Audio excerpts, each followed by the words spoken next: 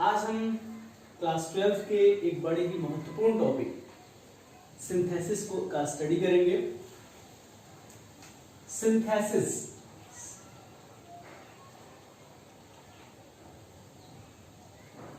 Synthesis synthesis का अर्थ क्या होता है? जोड़ना। क्या होता है? जोड़ना।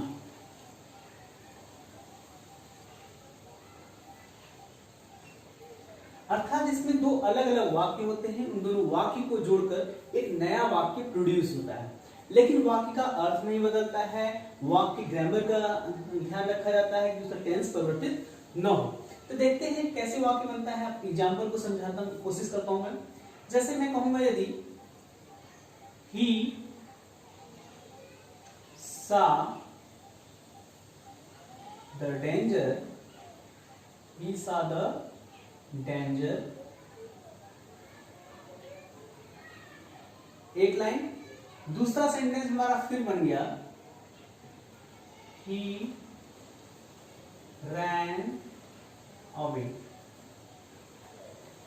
वह खतरा देखा और खतरा देखने के बाद वह भाग गया। आप देख रहे हैं यहां पर दो वाक्य हैं, पहला है he saw the danger और दूसरा वाक्य है he ran away।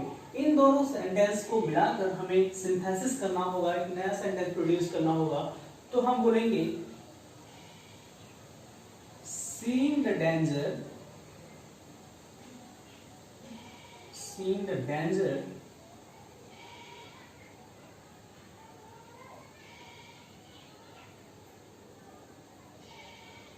he, दोनों का सब्जेक्ट सेम था, ये सब्जेक्ट यहां आ जाएगा। seeing the danger he ran away, ये आपका एक नया सेंटेंस तैयार होगा। seeing the danger he ran away। लेकिन इसके कुछ रूल्स हैं, जिस रूल्स के अंतर्गत हम वाक्य को जोड़ते हैं। तो सबसे पहले हम देखते हैं सिंथेसिस, जोड़ना। सिंथेसिस हम मुख्यतः तीन प्रकार से करते हैं।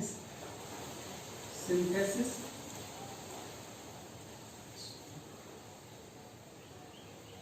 के अंतर्गत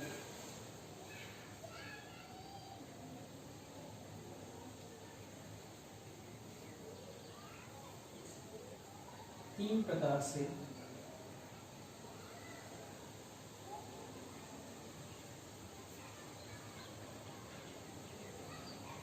सेंटेंस बनते हैं।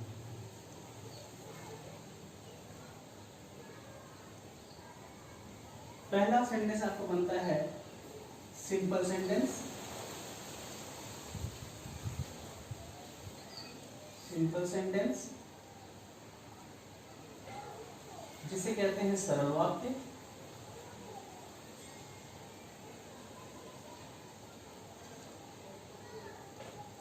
दूसरा होता है कॉम्प्लेक्स सेंटेंस,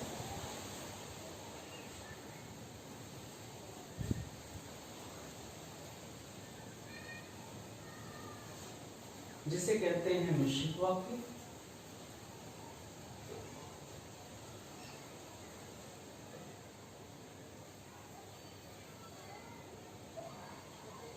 और तीसरा होता है कंपाउंड सेंटेंस।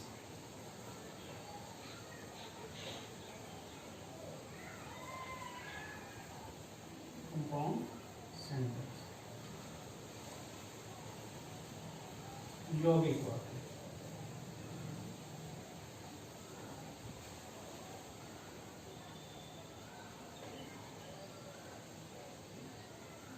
अब हम जानते हैं कि सिंपल सेंटेंस क्या तरीके से, सिंपल सेंटेंस की रचना कैसे होती है।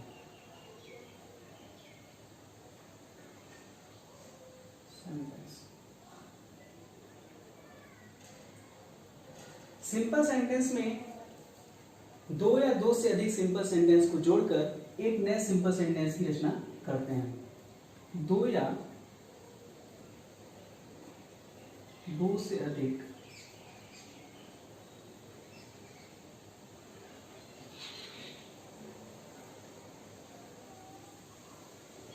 सिंपल सेंटेंस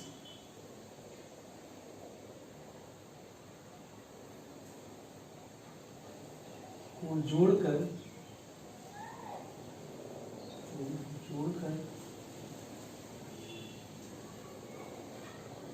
एक नए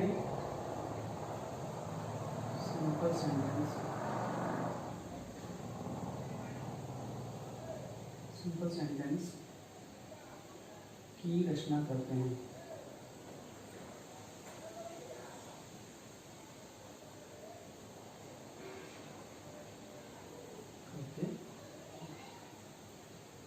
ठीक है, दो या दो से अधिक सिंपल सेंटेंस को जोड़कर एक नया सिंपल सेंटेंस की रचना करते हैं।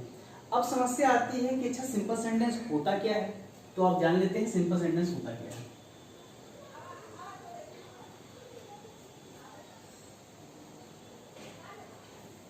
सिंपल सेंटेंस सरल वाक्य कहते हैं इसे।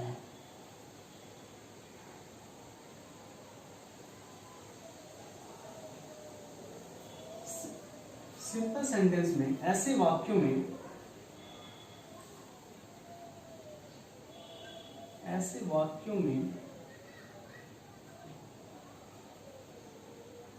एक फाइनाइट वर्ब होती है। क्या होती है? Finite verb.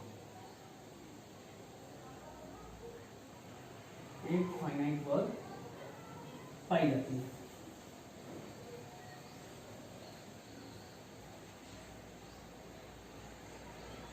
एक फाइनाइट वर्ब पाई जाती है। फाइनाइट वर्ब मीन्स होता है ऐसा वर्ब जिससे सेंटेंस के टेंस का पता चलता है। ठीक है, एक फाइनाइट वर्ब पाई जाती है जो सब्जेक्ट के पश्चात आती है, सब्जेक्ट के पश्चात आती है तथा जो सब्जेक्ट के पश्चात आती है तथा सब्जेक्ट के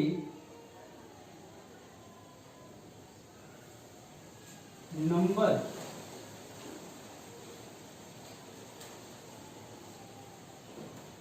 तथा पर्सन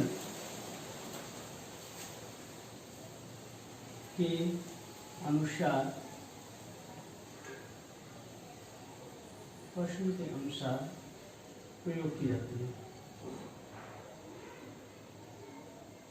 प्रयोग की जाती है।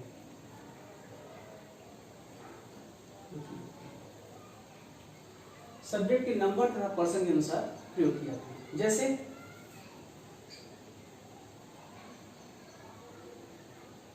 he went to home. He went to home. Went ये क्या है आपका? फाइनाइट वर्ब है, क्योंकि सब्जेक्ट के बाद आई है, सब्जेक्ट के नंबर और पर्सन के अकॉर्डिंग प्रयुक्त हुई है। अगला हम यूज कर सकते हैं she is singing a song. वह एक गीत गा रही है। यहाँ पे आपका इज क्या है? एक फाइनाइट वर्ब है, क्योंकि इज जो है सब्जेक्ट के बाद आया है, सब्जेक्ट के नंबर और पर्सन से इसका प्रभाव पड़ रहा है। उसी तरह से एक वाक्य हम यूज कर सकते हैं they can do that sum. They can do that sum. Can भी आपका क्या है? फाइनाइट वर्ब है। तो इस सारे वाक्य में आप देख रहे हैं कि एक एक फाइनाइट वर्ब यूज किया जा रहा है, एक से अधिक फाइनाइट वर्ब नहीं है। तो सिंपल सेंटेंस की सबसे बड़ी खासियत ये होती है ऐसे सेंटेंस में एक फाइनाइट वर्ब पाई जाती है। अब सिंपल सेंटेंस को जोड़कर एक नया सिंपल सेंटेंस को बनाने के लिए कुछ नियम। अब दो या दो से अधिक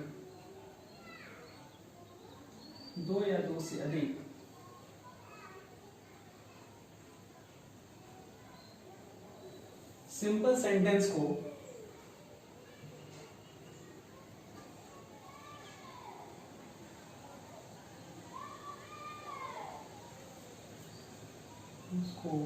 जोड़कर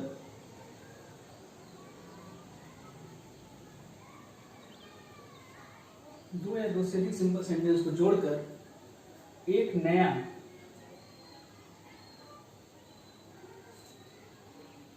सिंपल सेंटेंस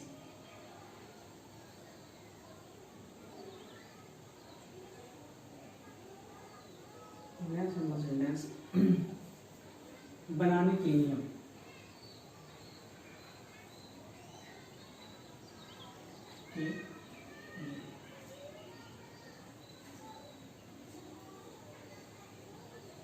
पहला नियम हो जाएगा, चूंकि दिए गए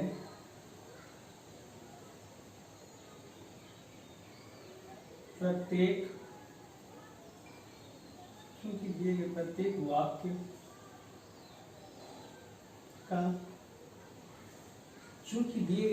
वाक्य का एक फाइनाइट वर्ब होगा, वाक्य का एक फाइनाइट, चूंकि दिए गए प्रत्येक वाक्य का एक फाइनाइट वर्ब होगा, तथा एक सिंपल सेंटेंस बनाने के लिए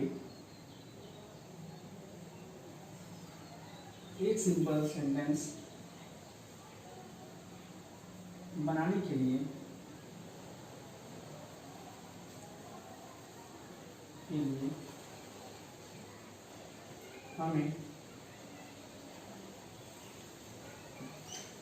केवल एक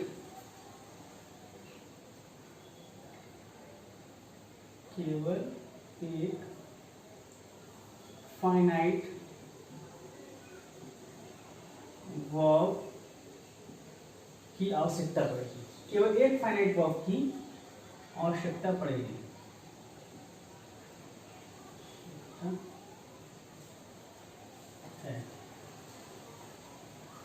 शेष फाइनाइट वर्ब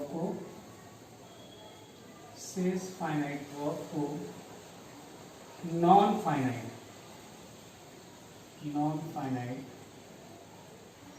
वर्ब में बदल देंगे।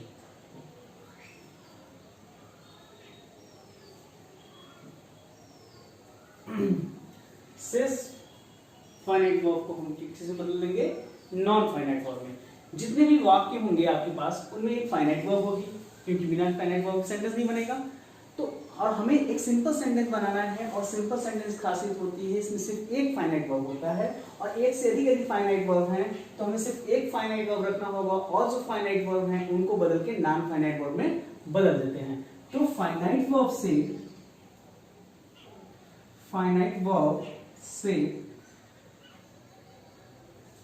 नॉन फाइनाइट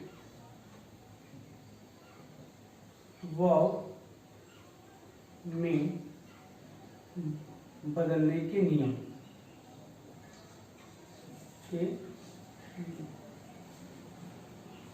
फाइनाइट वर्ब से नॉन फाइनाइट में बदलने के नियम। पहला प्रयोग होगा पार्टिसिपल का प्रयोग। किसका प्रयोग? पार्टिसिपल का प्रयोग। पार्टिसिपल का प्रयोग करके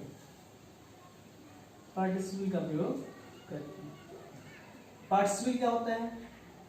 वर्ब प्लस आईएनजी का प्रयोग। ये होता है एक्टिव वॉइस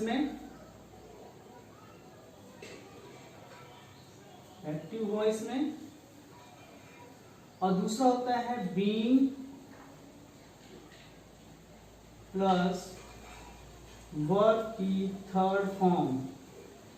ये होता है पैसिव वॉइस में।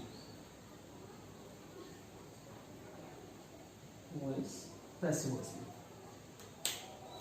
तो हमने ये जाना कि फाइनाइट जो दो सेंटेंस हैं, दो सिंपल सेंटेंस है, वो दो सिंपल सेंटेंस को जोड़कर एक नया सिंपल सेंटेंस बनाना होगा तो सबसे बड़ी समस्या होगी पहले फाइनाइट वर्ब की, क्योंकि दोनों सिंपल सेंटेंस की अलग अलग फाइनाइट वर्ब होगी। तो दोनों फाइनाइट वर्ब को हटा के हमें एक फाइनाइट वर्ब बनाना है और जो फाइनाइट वर्ब है उनको नॉन फाइनाइट में बदलते हैं। अब आता है कि फाइनाइट वर्ब से नॉन फाइनाइट में बदलने के नियम। फाइनाइट से नॉन फाइनाइट में बदलने के नियम, पहला प्रयोग है पार्टिसिपल का प्रयोग कर करके। पार्टिसिपल का प्रयोग करके हम दो तरह से वाक्य के होते हैं, एक होते हैं एक्टिव वॉइस में, एक होते हैं पैसिव वॉइस में। जो एक्टिव वॉइस में होता है वर्ब में आईएनजी लगा देते हैं तो एक्टिव वॉइस में का होता है, और बीइंग में प्लस वर्ब थर्ड लगाते हैं तो हमारा पैसिव वॉइस होता है। अब हम देखते हैं कैसे फाइनाइट वर्ब को नॉन फाइनाइट में बदलते हैं। एग्जांपल देखिए,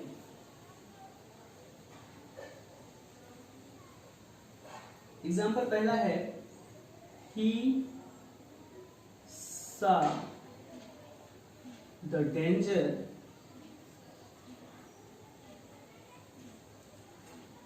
ये आपका एक सेंटेंस हो गया। दूसरा सेंटेंस हम दे रहे हैं he ran away, वह भाग गया, उसने खतरा देखा और वह भाग गया। इन जब दोनों सेंटेंस हैं, दोनों की अलग अलग फाइनाइट वर्ब हैं। फाइनाइट वर्ब आपको बताया है मैंने, जिससे टेंस का पता चलता है और सब्जेक्ट के बाद आता है। सब्जेक्ट के बाद क्या फाइनाइट वर्ब है? सा। सा से आपको टेंस का पता चलता है। सा वर्ब की सेकंड फॉर्म है। सेकंड फॉर्म किस टेंस में यूज करते हैं? पास्ट इंडेफिनिट टेंस में। अर्थात किसी वर्ब को आपको बताया टेंस को क्वालिफाई करा रहा है, इसलिए सा क्या है? फाइनाइट वर्ब है। इसका फाइनाइट वर्ब है ही रैन अवे, वो भाग गया। ये भी आपका फाइनाइट वर्ब है। एक फाइनाइट वर्ब यहाँ है और एक फाइनाइट वर्ब यहाँ है। इन दोनों को जोड़ के हमें वाक्य बनाना है। तो हम एक को हम जो पहला फाइनाइट वर्ब है इसको हम नॉन फाइनाइट में बदल देंगे और इसको बदलने के लिए पार्टिसिपल का यूज करते हैं। किसका प्रयोग करते हैं? पार्टिसिपल। तो हमने कर दिया seeing the danger, seeing the danger he ran away, he ran away, खतरा देखकर वह भाग गया। तो आपने देखा कि कैसे मैंने जो पहला फाइनाइट वर्ब है सा, उसको नॉन फाइनाइट बदलने के लिए पार्टिसिपल कर किया। पार्टिसिपल होता है वर्ब प्लस आईएनजी, सी में आईएनजी लगा दिया तो सीइंग हो गया द डेंजर और ही रैन अवे। तो इन दोनों सेंटेंस का अलग अलग सब्जेक्ट था, ही एक ही सब्जेक्ट था दोनों सेंटेंस में। तो पहला सब्जेक्ट हम यहाँ से सब्जेक्ट गैप करेंगे और सब्जेक्ट जो दूसरा सेंटेंस हम रखने जा रहे हैं उसके प्रारंभ में रख देते हैं। तो ये आपका नया वाक्य बन जा रहा है seeing the danger he ran away. ये एक सिंपल सेंटेंस बन गया। कि कैसे हम दो या दो से अधिक सिंपल सेंटेंस को जोड़कर एक नया सिंपल सेंटेंस बना रहे हैं। लेकिन सिंपल सेंटेंस को बनाने की, सिंपल सेंटेंस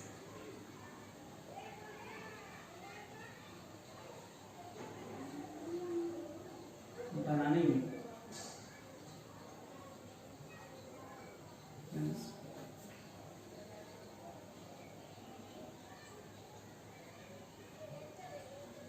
पार्टिसिपल का जो प्रयोग करते हैं, पार्टिसिपल के प्रयोग का कंडीशन, के प्रयोग की कंडीशन, वो कौन सी कंडीशन है जब हम पार्टिसिपल का प्रयोग करेंगे? पहला कंडीशन होगा प्रत्येक दोनों वाक्य करते, दोनों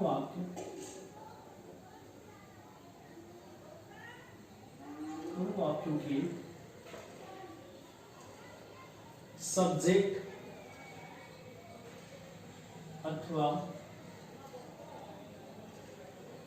अथवा ऑब्जेक्ट एक ही है, ऑब्जेक्ट एक ही,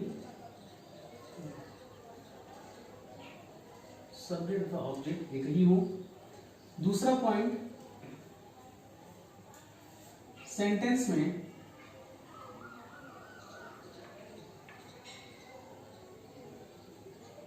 एक एक्शन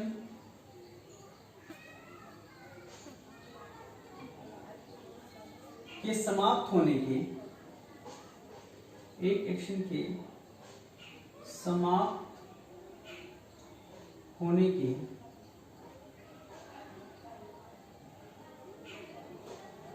तुरंत बाद दूसरा एक्शन हो, उनमें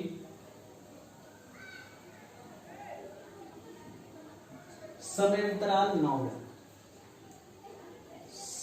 समयांतराल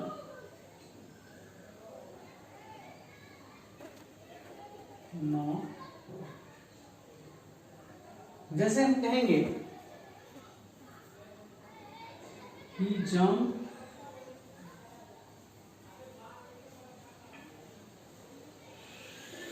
on the roof, दूसरा कह देंगे he ran away,